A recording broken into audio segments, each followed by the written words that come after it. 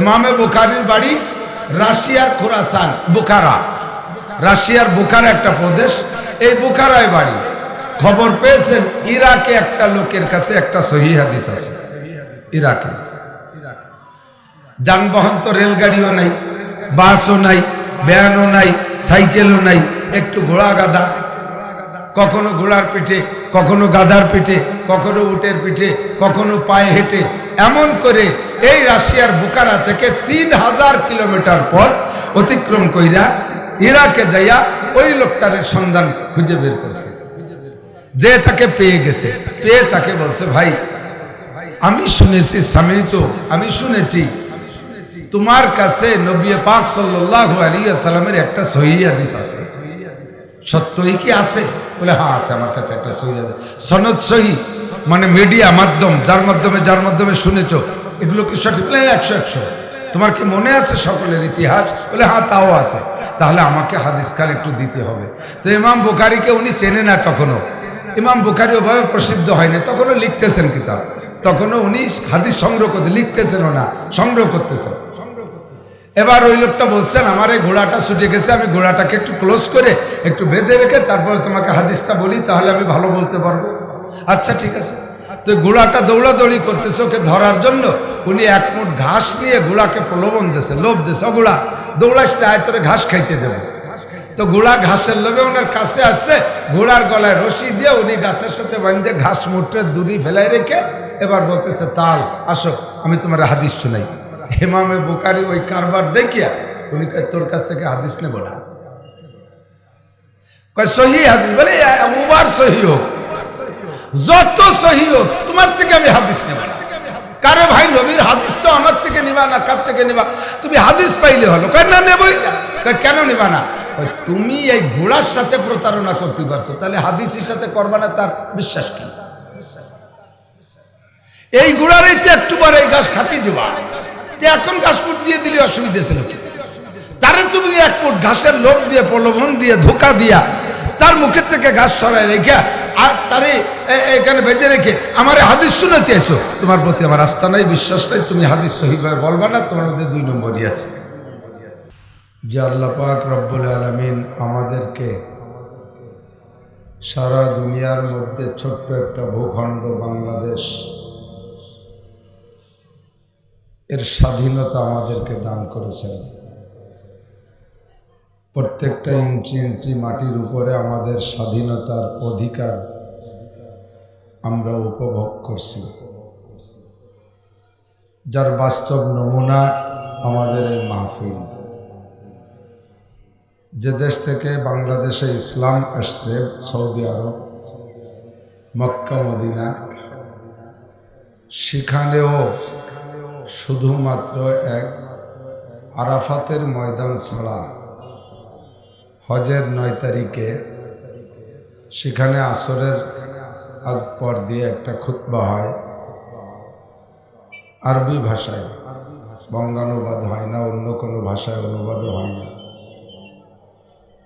এছাড়া সৌদি আরবের কোনো জায়গায় এভাবে খোলা ময়দানে উন্মুক্ত পরিবেশে মাহফিল করার অনুমতি নেই।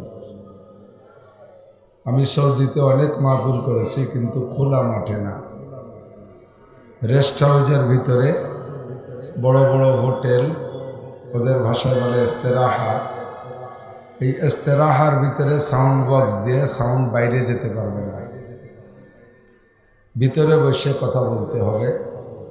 অনুমতি নেওয়া লাগবে একেবারে হাই অফিস থেকে। মালয়েশিয়া আমাদের পাশে একটা মুসলিম কান্ট্রি, ইসলামী হুকুমত বাস্তবায়ন না হলেও মুসলিম শাসিত দেশ, সেখানেও মাহফিলে গিয়েছি, এভাবে খোলা ময়দানে মাহফিল করার অনুমতি নাই। আল্লাহ পাক আমাদের বাংলার জমিনে যে কোনো জায়গায় ইচ্ছা মতো মসজিদ করতে পারি, মাদ্রাসা করতে পারি, মাহফিল করতে পারি, নামাজ পড়তে পারি, ধর্মীয় যে কোনো প্রোগ্রাম আমরা করতে পারি। এটাই আমাদের স্বাধীনতার বিশেষ উপলব্ধি। সর্ব অবস্থায় দোয়া করব যেন আল্লাহ তাআলা আমাদের এই স্বাধীনতাকে কিয়ামত পর্যন্ত অক্ষুণ্ণ রাখে। আমরা স্বাধীন হইও যেন কাহারো কাছে পরাধীন হয়ে না যায়। ভয় হচ্ছে যে কখন যেন আমরা আবারও পরাধীন হয়ে যাই নাকি। আল্লাহ তাআলা আমাদের এই বাংলাদেশ সংখ্যাগরিষ্ঠ মুসলমানদের জন্য স্থায়ীভাবে স্বাধীনতা ঠিক রাখে। আবারও বলি আমিন। আসলে বাংলাদেশে আমাদের মাহফিলের কথা হলো রাতের বেলা, তো বক্তাদেরকে সময় মতো মিলানো কঠিন। মৌলানা জাহিদ সাহেব যখন যেভাবে পাইছে সেভাবে মিলাইয়া রাত্রে উনি সময় খুব একটা বের করতে পারে নাই। এজন্য দিন থেকে প্রোগ্রাম আর খতমে বুখারী আসাহুল কুতুবে বাদা কিতাবিল্লাহ, আল্লাহর দুনিয়ায় কোরআনের চাইতে বড় সঠিক সত্য কিতাব নেই। আর এরপরেই সেকেন্ড কিতাব, দ্বিতীয় সত্য কিতাব, যার কোথাও কোনো সন্দেহের অবকাশ সারা দুনিয়ায় কোনো মুহাদ্দিস আজও পর্যন্ত করতে পারেনি। সে কিতাবটার নাম হলো বুখারী শরীফ।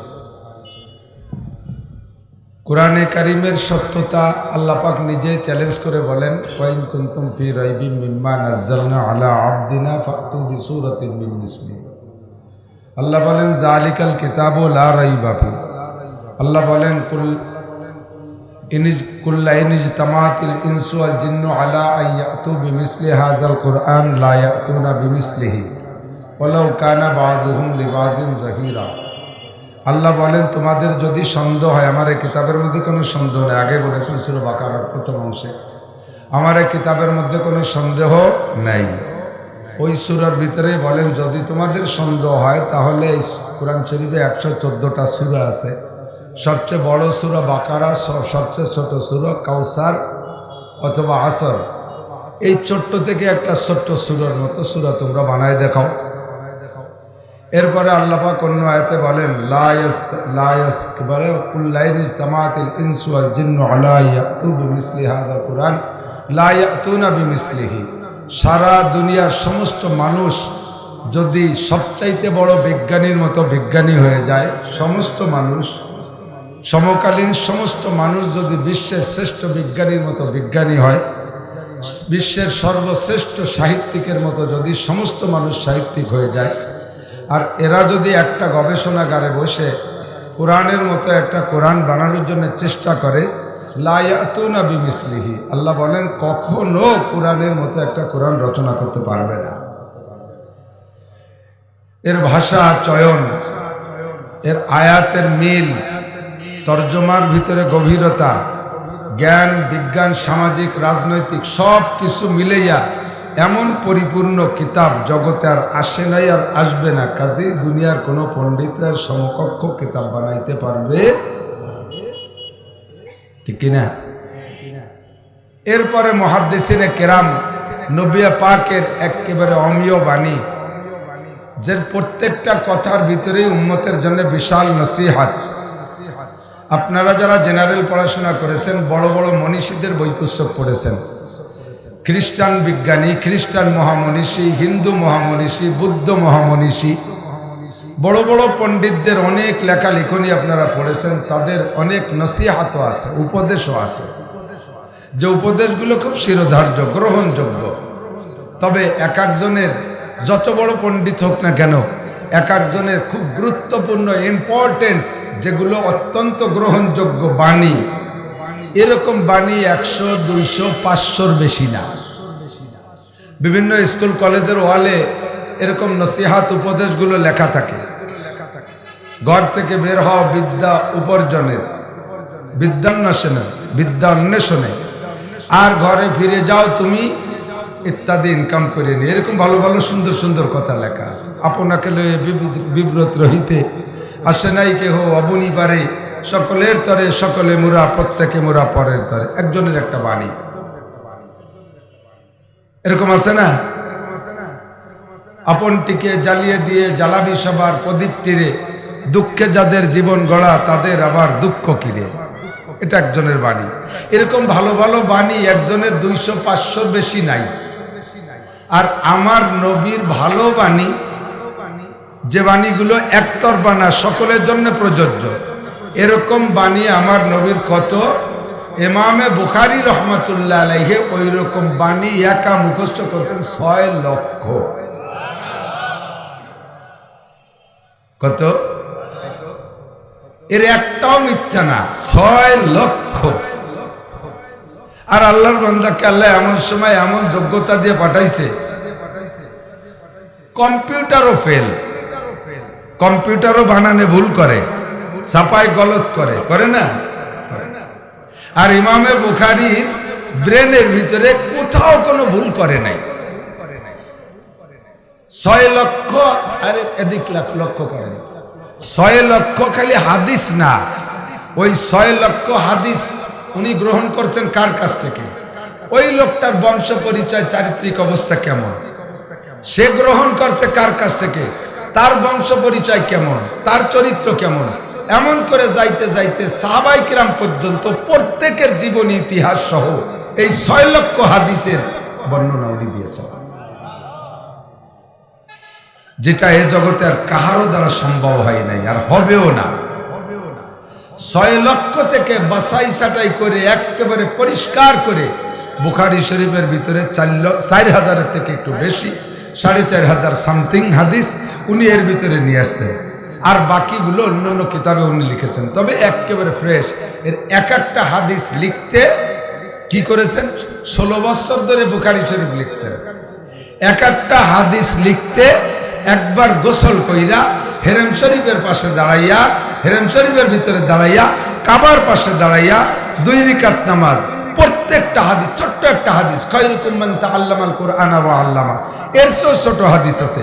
এরকম ছোট্ট একটা হাদিস লিখতে গোসল করছেন, 2 রাকাত নামাজ পড়েছেন, মুরাকাবা করছেন, নবী পাকের সাথে আধ্যাত্মিক তাআল্লুক সম্পর্ক কইরা সেখান থেকে অনুমতি পাইয়া তারপরে কিতাব লিখছেন। আমরা পড়তে যাইও ওযু করি না, আমরা পড়তেও ওযু করি না, আর প্রত্যেকটা হাদিস লিখতে ওযু কইরা 2 রাকাত নামাজ পড়ে মুরাকাবা করে তারপরে হাদিস লিখছে। আল্লাহু আকবার। বাড়ি উনার রাশিয়া, ইমামে বুখারীর বাড়ি রাশিয়ার খুরাসান, বুখারা, রাশিয়ার বুখারা একটা প্রদেশ, এই বুখারায় বাড়ি। খবর পেয়েছেন ইরাকে একটা লোকের কাছে একটা সহিহ হাদিস আছে। ইরাকে যানবাহন তো রেলগাড়িও নাই, বাসও নাই, ভ্যানও নাই, সাইকেলও নাই, একটু ঘোড়া গাধা, কখনো ঘোড়ার পিঠে, কখনো গাধার পিঠে, কখনো উটের পিঠে, কখনো পায়ে হেঁটে, এমন করে এই রাশিয়ার বুখারা থেকে 3000 কিলোমিটার পথ অতিক্রম কইরা ইরাকে যাইয়া ওই লোকটার সন্ধান খুঁজে বের করছে।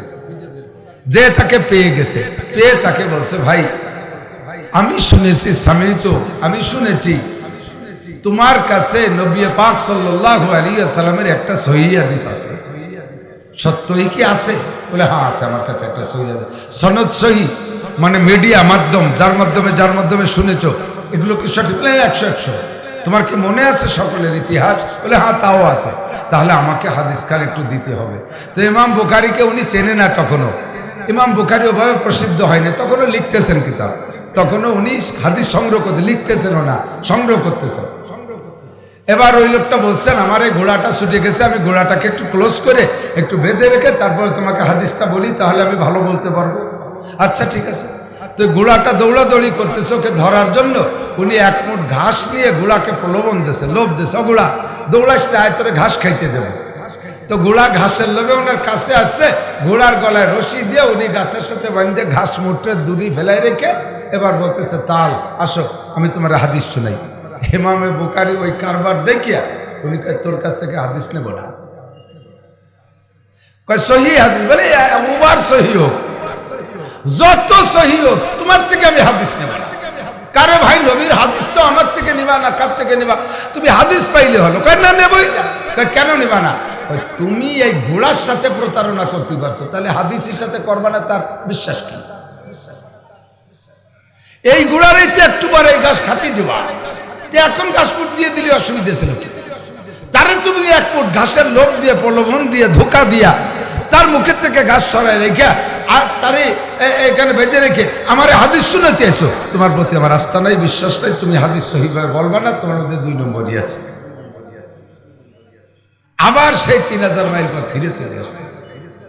আমার দেশের একদল ভাই হাদিস সম্পর্কে মন্তব্য করে, কুধারণা করে, কোরআন মানে হাদিস মানতে চায় না। কোরআন মানে এরা দাবিও করে আমরা আহলে কোরআন, তফসির খুব পছন্দ করে, তফসির মাহফিল করে, তফসির নিজেরাও করে, আরো কেউ দিয়ে তফসির করায়। হাদিস বলতে গেলে সেই সময় একটু কেমন কেমন করে। শুধু আল্লাহকে বিশ্বাস করলে, নবীকে বিশ্বাস না করলে কাফের।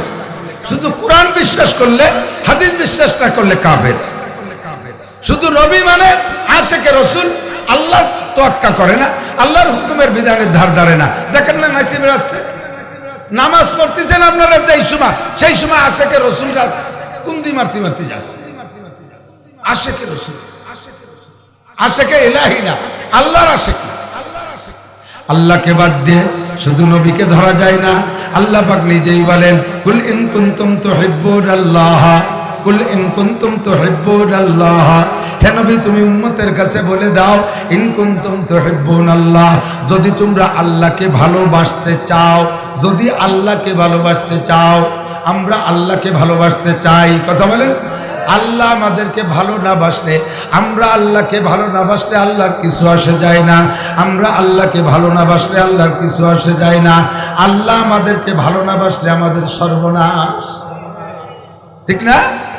এবার আল্লাহ বলেন, হে বান্দা আমি তোমারে ভালোবেসে সৃষ্টি করেছি, এবার তুমি যদি আমাকে ভালোবাসতে চাও তাহলে আমার নবীর জবানে আমি বলে দিয়েছি, ফাত্তাবিউনি, আমি নবীর অনুসরণ আর অনুকরণ করো।